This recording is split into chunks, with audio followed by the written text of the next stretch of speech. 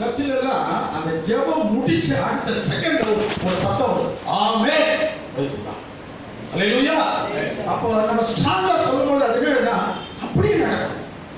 அதை அழுத்தி நம்ம விசுவாசத்தோட நம்பி கூட நம்ம சொல்லும் பொழுது ஆமென் ஆண்டவரேனா இந்த சபை பெருகும் ஆண்டவரேனா ஆமென் சொல்லும் பொழுது அது பெருகும். ஆமென். அல்லேலூயா. அல்லேலூயா. கொஞ்சம் சத்தமா ஆமென். ஆமென். நீ பயந்து சொல்றீங்க. நாங்க கற்றாவை எவ்வளவு சத்தமா சொல்றோம். சரி, இந்த மாலை வேளையில 3 வார்த்தைகளை 3 வசனங்களை இவர்களுக்காக நான் வைக்க ஆசைப்படுகிறேன். இந்த வார்த்தை மூலமாக நிச்சயமாக இவர்களை கர்த்தர் ஆசீர்வதிப்பார்.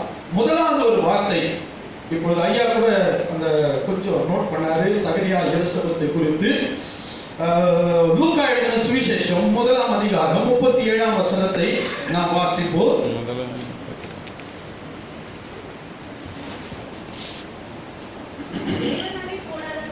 தேவனாலே கூடாத காரியம், கொஞ்சம் சத்தமா எல்லாரும் சொல்லணுமா? தேவனாலே கூடாத காரியம். நீங்க பாதி சொன்னீங்கன்னா பாதி தான் ஆசீர்வாதம் தருவார், முழுசா சொன்னீங்கன்னா முழுசா ஆசீர்வாதம். நம்ம எப்பவுமே கிறிஸ்தவங்க பாதி ஆசீர்வாதம். ஏன்னா வசனத்தை பாதி முடிங்கிறது, பாதி சொல்றது, பாதி என்ன செய்யறது இல்லை. ஏன் இப்படி இருக்கிறீங்க? ஏதாவது துக்கம் நடந்துச்சா? என்ன ஏன் இப்படிதானா? சென்னையில் சபை பேரை என்ன சூப்பரா வச்சிருக்காரு, அல்லேலூயா. எல்லாரும் சந்தோஷமா இருக்கீங்களா? அல்லேலூயா. இங்கதான் இருக்கீங்களா, வெளியே இருக்கீங்களா? சரீரம் தான் ஆண்டவரே. சில பேருடைய சரீரம் இங்க இருக்கும், ஆத்மா ஆகல எங்க? மூலக்கடை, KFC, சரவணா ஸ்டோர், அப்படி சுத்தார், டீ நகர். அல்லேலூயா. அல்லேலூயா. அல்லேலூயா. சபையில வச்சுட்டு அல்லேலூயா எப்படி சொன்னா இன்னி அல்லேலூயா. அல்லேலூயா. மொத்தமா சொல்லல, நம்ம எல்லாரும் ஆசீர்வாதம் பெறணும். நான் சொல்றேன், நம்ம எப்படின்னா பாதி நம்ம சொல்லிட்டு பாதி என்ன செய்யக்கூடாது, விட்டுறக்கூடாது. அப்போ ஆண்டவர் நம்ம என்ன செய்ய முடியாது, ஆசீர்வதிக்க முடியாது. லூக்கா 1:37 எல்லாரும் சேர்ந்து சொல்லலாம். தேவனாலே கூடாத காரியம் ஒன்றுமில்லை. அல்லேலூயா. தேவனாலே கூடாத காரியம் ஒன்றுமில்லை. இந்த வார்த்தை எப்பொழுது வந்தது, யாருக்கு வந்தது, ஏன் வந்தது? இந்த சரித்திரம் உங்களுக்கு நன்றாகவே தெரியும். இந்த வார்த்தை சகரியா எலிசபெத் அவர்களுக்காக சொல்லப்பட்ட வார்த்தை. தேவனாலே கூடாத காரியம் ஒன்றுமில்லை. காரணம், எலிசபெத்துக்கு அநேக நாட்களுக்கு பிறகு ஆண்டவர் அவர்களுக்கு ஒரு அற்புதமான ஒரு அதிசயத்தை அவருடைய வாழ்க்கையை கர்த்தர் என்ன செய்தார். சகரியா ஒரு பெரிய ஒரு ஆசாரியனாக ஊழியம் செய்தார். அந்த நாட்களிலே அவரை குறித்து எழுதியிருக்கிறது சகரியா எலிசபெத்தும் அவர்கள் இருவரும் கர்த்தர் நியமிக்கப்பட்ட கற்பனையிலே அவர்கள் உண்மை மொத்தமாய் நடந்த அருமையான ஒரு ஊழியக்காரர்கள். அவர்களை குறித்து ஒரு குற்றமும் வேதத்தில் என்ன செய்யக்கூடாது. ஆனால் அவருடைய வாழ்க்கையில் ஒரு பெரிய குறை இருந்தது, குழந்தை பாக்கியம் இல்லாமல் இருந்தது. அது அந்த நாட்களிலே குழந்தை பாக்கியம் இல்லை என்றால் அது எவ்வளவு பெரிய ஒரு வேதனையான ஒரு காரியம். அந்த நாட்கள் மாத்திரமல்ல, இந்த நாட்களிலும் கூட குழந்தை பாக்கியம் இல்லை என்றால் அது மிகவும் ஒரு எல்லா பணம், பொருள், எல்லா செல்வம் எல்லாம் இருந்தாலும் நம்ம சபைக்கு ஒரு குடும்பம் வருகிறார்கள். அந்த குடும்பம் சபைக்கு முதல்ல வரதே கிடையாது.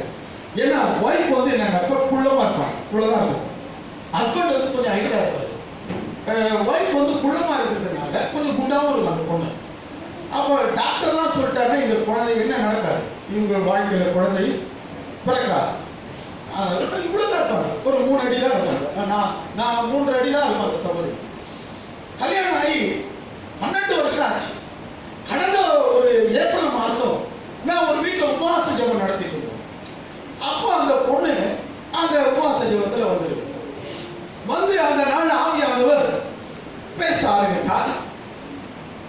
ஜெபிக்கும் பொழுது அந்த சகோதரிக்காக நான் சொல்லவில்லை, ஆனால் ஒரு ஏவுதலின்படி ஏதோ ஒரு வார்த்தை சொல்லிவிட்டேன். இப்பொழுது இங்க வந்திருக்கிற ஒரு சகோதரியுடைய வாழ்க்கையை கர்த்தர் ஒரு பெரிய மாற்றத்தை கொடுக்க போகிறார் அப்படின்னு சொல்லி ஒரு வார்த்தை சொன்னேன். அந்த சகோதரி என்ன செய்தார்கள், அது பேர் பந்து. அந்த சகோதரி பேர் என்னன்னா பந்து.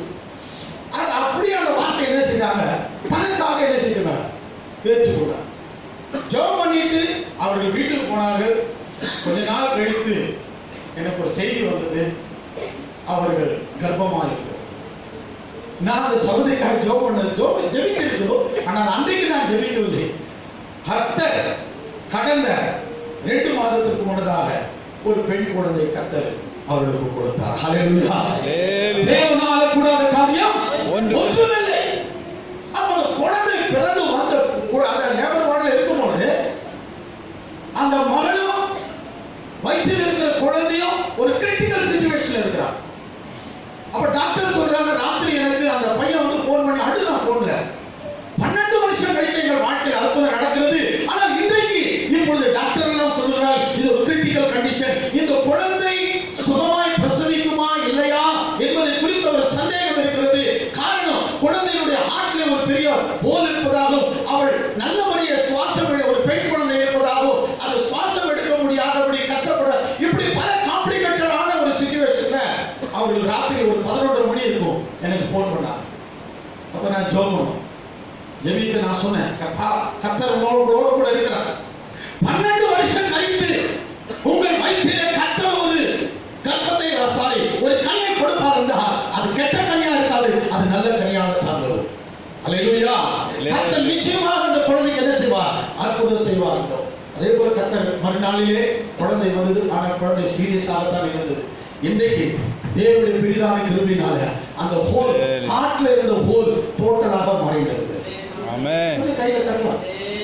ஆண்டவருக்கு நன்றி செலுத்தலாம். ஹல்லேலூயா. நம்முடைய தேவனால கூடாத காரியம் ஒன்றுமில்லை. அப்போ இந்த வார்த்தை சொல்லும் பொழுது அப்போ மேல உள்ள வசனம் இருக்கிறது, இதோ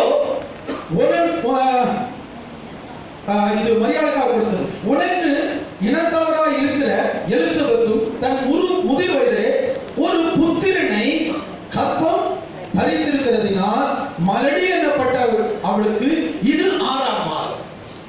குழந்தை வெளியில வரல, ஆனா அந்த நாளிலே ஸ்கேனிங் நடந்துச்சு. அந்த வயிற்றில் இருக்கிற குழந்தை ஆண் குழந்தை. ஹல்லேலூயா. ஹல்லேலூயா. கொஞ்சம் சத்தமா ஹல்லேலூயா. ஹல்லேலூயா. கர்த்தருடைய ஊழியக்காரர் வார்த்தை ஒரு சில வார்த்தை சொல்லும்போது அப்படியே ஆண்டவர் என்ன செய்திருவார்? அதை நிறைவேற்றுவார்.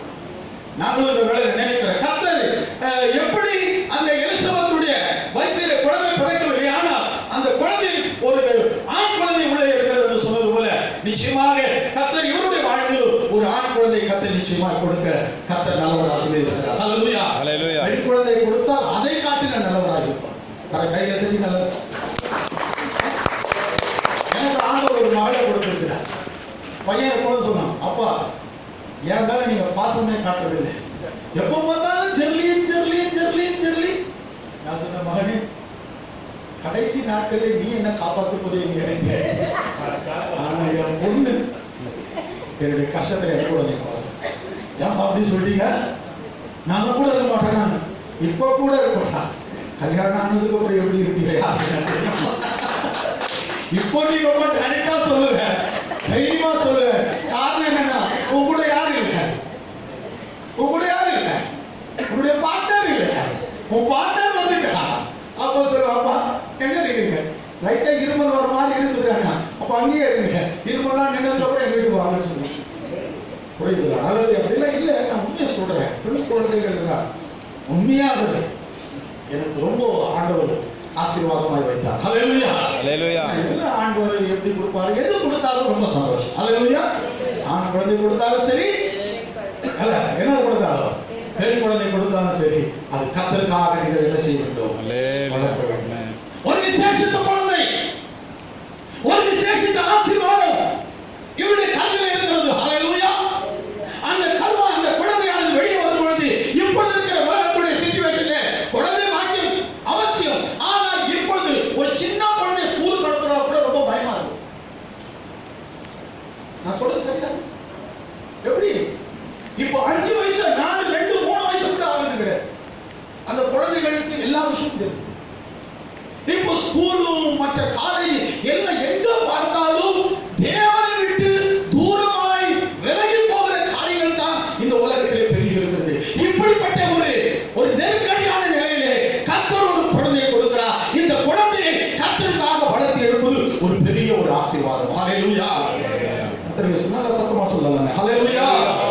தேவனால கூடாத காரியம் ஒன்றுமில்லை. நிச்சயமாக ஒவ்வொரு நாளும் நீங்கள் இருவரும்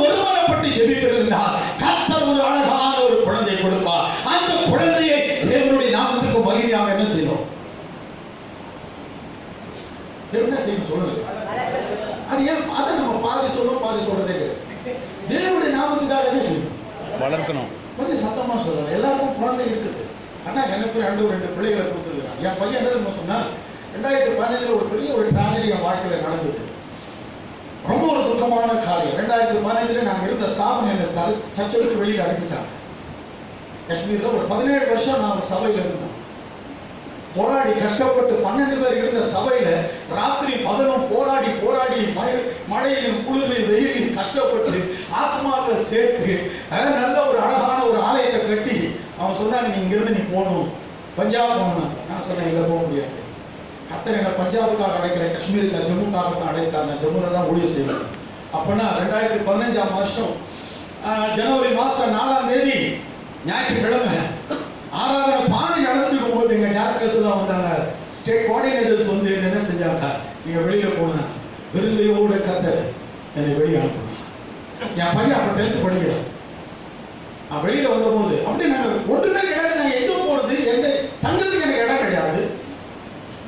பேசலாம், வெளியே போகணும், பேசலாம். கர்த்தர் பெரிய காரியம் செய்தார். அப்ப என் பையன் சொன்னான், பிச்சை எடுத்தாலும் எடுப்பது ஊழியக்காரனா மாத்திரம் என்ன செய்ய மாட்டேன், ஊழியத்துக்கு மாத்திரம் என்ன செய்வேன், வரவே மாட்டப்பா, போதும்.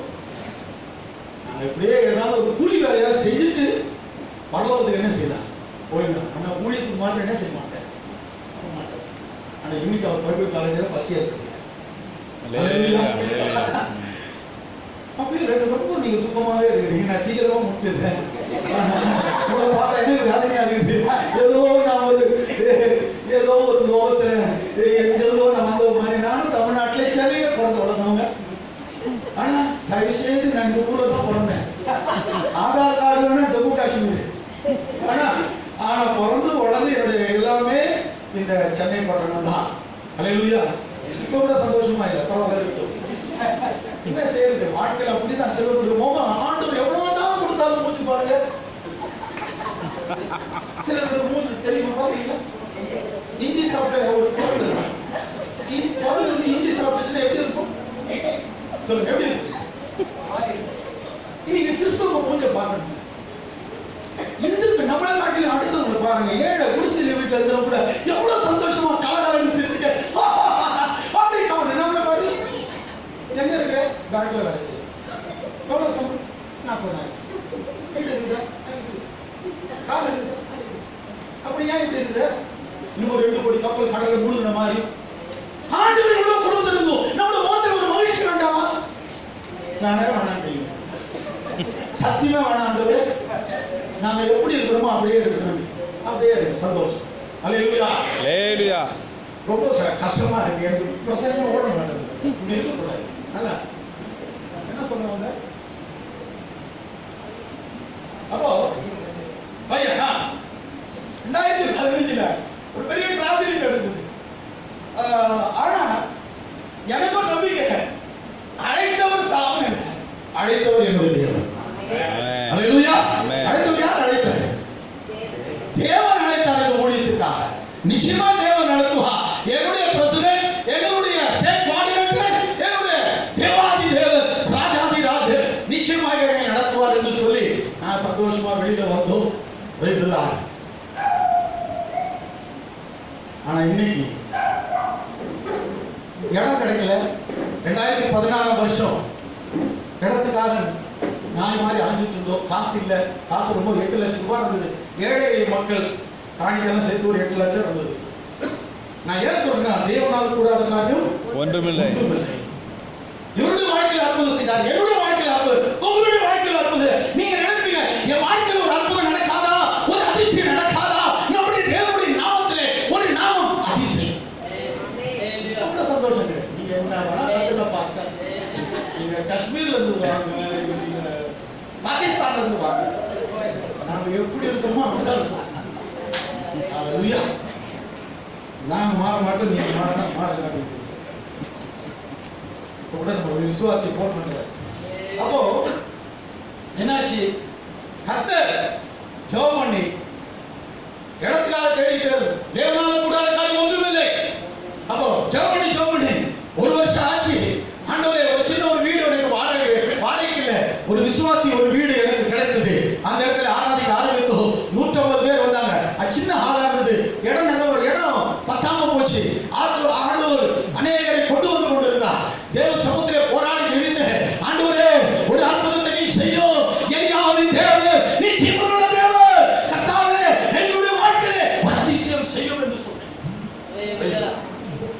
அதே போல அவர் என்ன செய்தார்?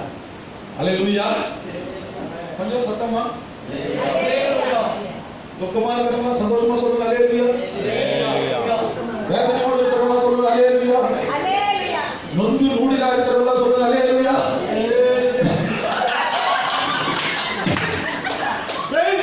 ஆமா, சுகத்திலும் துக்கத்திலும் யோபு வந்து நியூடிலா இருக்கும் போது தான் சொன்னாரு கர்த்தருடைய ஸ்தோத்திரம். அல்லேலூயா.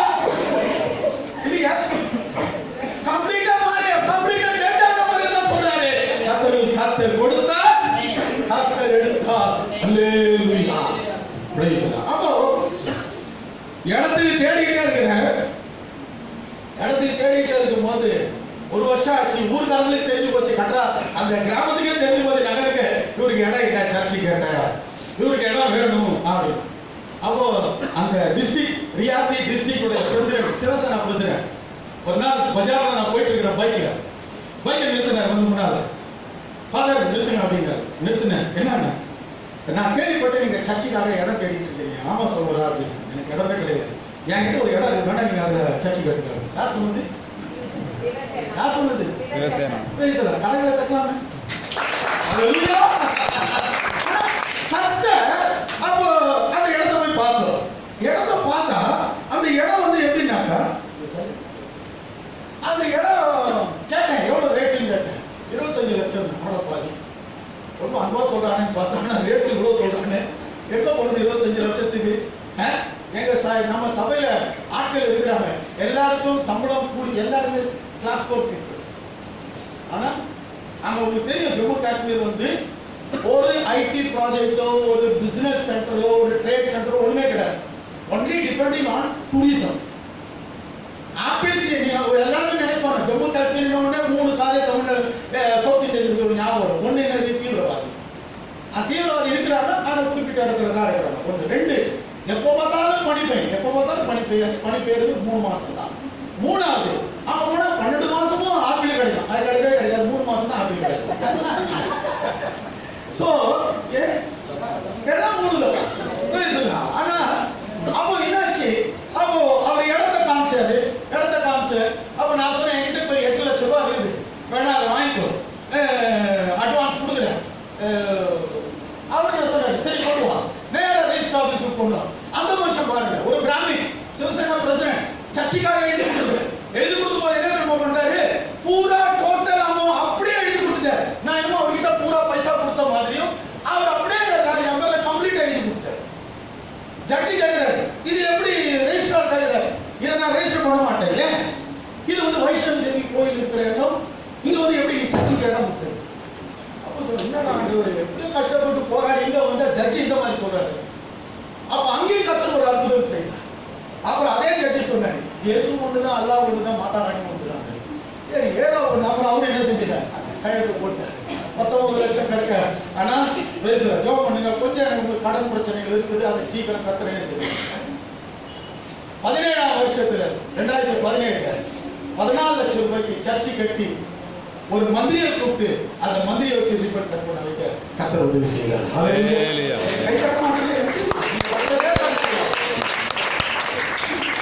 ஹல்லேலூயா. இந்த கை 2 வேலை தான் யூஸ் பண்ணும். ஒண்ணு காய் எல்லாம் வேலை செய்யலன்னா வழி வாயில ஆண்டவர் கால 3வது ஒரு வேலை இருக்குது. கையை கூட ஆண்டவருக்காக என்ன செய்யணும்? சிலர் கை தட்டுறத பாத்தீங்களா?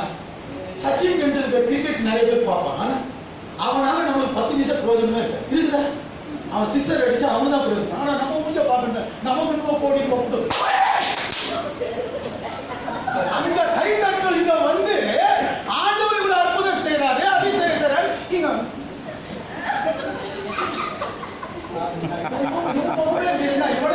நோக்கி நூடுல அப்புறம் நீங்களே எப்படி இருக்கீங்க? சரி, ரொம்ப டைம் ஆயிடும் போது 10 நான் பாஸ்டர் சொன்னா 4 மணி நேரத்தில் முடிச்சுக்கிறேன். சீக்கிரமா நான் முடிச்சுட்டேன். கர்த்தர் அதிசயம் செய்கிறார். அந்த இடத்துல கர்த்தர் அற்புதங்களை செய்வார். உங்களுடைய வாழ்க்கையில் கர்த்தர் என்ன செய்வார்? 2019 நீ எதிர்பார்த்துட்டு இருக்கீங்க, என் வாழ்க்கையில் ஏதாவது ஒன்று நடக்காதா? எங்களுடைய குடும்ப வாழ்க்கையில் ஏதாவது ஒரு அற்புதம் நடக்காதா? ஏன் ஆண்டவர் எப்படி தடையாக இருக்கிறது? நீங்கள் போராடி கொண்டிருக்கிறீர்கள்.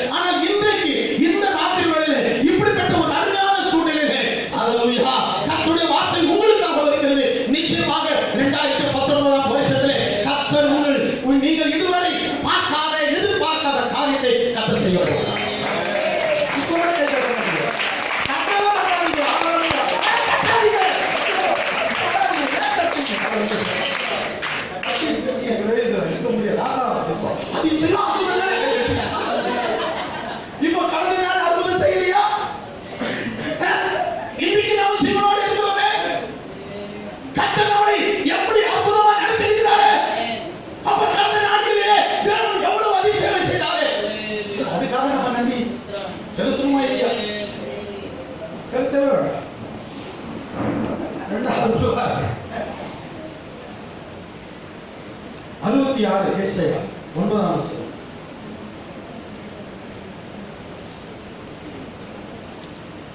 சீக்கிரம். 66:9. Read it in English அல்லது ஹிந்தியில தமிழ் வாசிங்க. இங்கிலீஷ்ல வாசிங்க. சாலமோன் வாசிங்க. இல்ல என்ன பண்ணுகிறவராகினா பெற செய்யாமல் இருப்பேனோ என்று கர்த்தர் சொல்லுகிறார். பிரசவிக்க பண்ணுகிறவராகிய நான் பிரசவத்தை தடுப்பேனோ என்று உன் தேவன் சொல்லுகிறார். ஹல்லேலூயா. பிரசவத்தை ஆண்டவர் என்ன செய்வார்? தடை செய்ய மாட்டார். ஹல்லேலூயா. சத்தமா சொல்லுங்க. ஹல்லேலூயா. ஆண்டவர் நிச்சயமாக டாக்டர் சொல்லுவாங்க இது கிரிட்டிக்கல் ஆபரேஷன் பண்ணணும். அப்பதான் இந்த குழந்தையை நம்ம என்ன செய்ய முடியும்? எடுக்க முடியும். ஆனால் கர்த்தருடைய வார்த்தை சொல்லுகிறது டாக்டர் சொல்வார் தடை செய்வார். ஆனால் கர்த்தர் சொல்கிறார் நான் அதை தடுக்க மாட்டேன். Price the Lord. சத்தமா ஹல்லேலூயா. ஹல்லேலூயா. ஹல்லேலூயா. காரணம் இந்த குழந்தை இந்த ஆசீர்வாதத்தை கொடுத்தது யார்? ஹல்லேலூயா. யார் கொடுத்தது? நிச்சயமாக கர்த்தர் கொடுத்திருக்கிறார். அப்ப கர்த்தர் கொடுத்த ஆசீர்வாதத்தை எந்த சக்தியாலும் என்ன செய்ய முடியாது? சொல்லுங்க, எந்த சக்தியாலும் தடை செய்ய முடியாது. என்னுடைய சகோதரி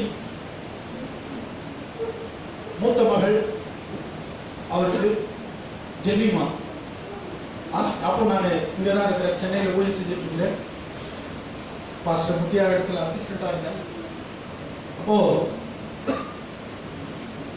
டாக்டர் கிட்ட கொண்டு போய் காமிச்சாங்க. டாக்டர் என்ன சொன்னாங்க, என் தங்கச்சிக்கு ஜோபு இருக்கிறாரு, எஸ்தர் என் தங்கச்சி இருக்கிறாங்க. லேடி டாக்டர் சொல்றாங்க உங்க வயிற்றில் இருக்கிற குழந்தை 90% செத்து போச்சு. அதை பிறந்து அதை வெளியில வந்தா கூட அந்த குழந்தையால எந்த பிரயோஜனமும் கிடையாது. அதை சொன்னாங்க. இதே பிரைவேட் ஹாஸ்பிட்டலில் அந்த லேபர் வார்டுக்கு முன்னால நான் என் தாய் நாங்கள் எல்லாரும் முழங்கால் படிக்கிட்டு ஜெபிக்க ஆரம்பித்தோம். லேபர் வார்டுக்குள்ள இருக்கிறான். அப்போ ஜோபு கிட்ட ஒரு இன்ஜெக்ஷன், அந்த குழந்தை இன்ஜெக்ஷன் போட்டால் அந்த குழந்தை உள்ளே என்ன செய்யும்?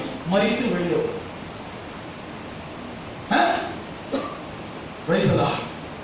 உள்ள லேபர் வார்டில் இருக்கிறாங்க. அவருக்கு அந்த இன்ஜெக்ஷன் போட்டாச்சு. கருவிலே குழந்தையை மறிக்கத்தக்கதாக அந்த குழந்தைக்கு என்ன செய்யக்கூடும்? இன்ஜெக்ஷன் போட்டாச்சு. நீங்கள் நம்பினால் நம்புங்கள். நாங்கள் தேவ சமூகத்தில் கண்ணீரோடு ஜெபித்துக் கொண்டே இருந்த பொழுது 10:30 மணி ஆகும். பேசலாம். ஒரு அழகான பெண் குழந்தையை கர்த்தர் கொடுத்தார். இன்னைக்கு அவர் ஒரு சாஃப்ட்வேர் இன்ஜினியராக அருமையா பேசலாம் வேலை செய்து கொண்டிருக்கிறார். செத்து போன குழந்தையை கர்த்தர் உயிரோடு கொள்வார். பிரசவத்தை நான் தடுப்பேனோ? அவர் தடை செய்கிற தேவன் அல்ல, தடைகளை உடைக்கிற தேவன். ஆனா பிசாசு இந்த நேரத்தில் ரொம்ப இதாக இருக்கக்கூடாது, கேர்லெஸ்ஸா இருந்துடக்கூடாது. யூனுஸ் சாலமோன் கர்த்தர் கொடுத்திருக்கிறார். பிசாசு எப்படி அந்த தடைகளை கொண்டு வருவார்? நீங்கள் இருவரும் ஒருமனப்பட்டு ஜெபிக்க வேண்டும். ஹல்லேலூயா. ஆனா ஒளிக்காக ஜெபித்தா மாத்திரமல்ல, நீங்கள் ஜெபிக்க வேண்டும். இப்ப பசி எடுத்தா, இப்ப சாலமோனுக்கு பசி எடுக்கும். யூனுஸ் ஒரு சிக்கன் 65 சாப்பிட்டு அப்ப சாலமோன் போய் ஃபுல்லாயிடுமா? அப்படி அதிசயமா பாக்குறீங்க. ஃபுல்லாயிடுமா? அப்ப சாலமோன் சாப்பிட்டாதா என்ன அவனுக்கு என்ன சார் பயிர் அப்படிதானே? அப்படியா இல்லையா? கஷ்டப்பட்டு ஒரு வார்த்தை. ஆமாங்க. ஹல்லேலூயா. அப்ப நீங்கள் இருவரும் ஒருமனப்பட்டு என்ன செய்யும்? இவங்க வாயில வரவே மாட்டேதா? வரும் வர அந்த நிலைமைக்கு வந்துச்சு. என்ன செய்யுங்க? சொல்றதுனால நம்ம குறைஞ்சு போக மாட்டோம். சொல்றதுனால குறைஞ்சிருவோமா? இவன் நினைக்கிறேன் குறைஞ்சிருவோம். இல்ல, கர்த்தர் பெற பண்ணவதாகி நான் பிரசவத்தை என்ன செய்வது? தடுப்பேனோ? வார்த்தை முன்னால வச்சிருங்க. டாக்டர் சொல்லுவாங்க ஆபரேஷன் நடக்கும். ஆனா நீங்க சொல்லணும், கர்த்தர் உடைய ஆசனை கொண்டு இந்த வார்த்தையை கொடுத்தார். தடை செய்ய முடியாது. எனக்கு ஆபரேஷன் அல்ல, நார்மல் டெலிவரி கர்த்தர் கொடுப்பார். கர்த்தர் சொல்றார். ஹல்லேலூயா. ஹல்லேலூயா. ஹல்லேலூயா. அப்போ தேவனுடைய வார்த்தை என்ன செய்யுங்க? கன்ஃபர்ஸ் பண்ணுங்க. தேவனுடைய வார்த்தை என்ன செய்யுங்க? என்ன சொல்லுங்க, சொல்லணும். வாயை திறந்து என்ன செய்யணும்? அறிக்கையிடணும். தேவனால கூடாத காரியம் ஒன்றுமில்லை. இந்த வார்த்தை அறிக்கையிடணும். இரண்டாவது, பிரசவத்தை தடுப்பேனோ, இந்த வார்த்தை என்ன செய்யணும்? அறிக்கையிடணும். ரெண்டு பேரும் போராடி ஜெபிக்கணும். Praise the Lord. அப்ப அந்த வார்த்தை இவர்களுக்குள்ளாக என்ன செய்யும்?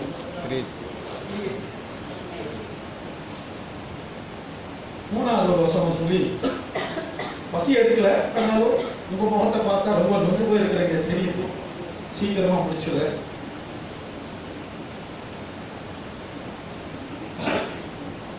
யாத்திராகமம் 1ஆம் அதிகாரம்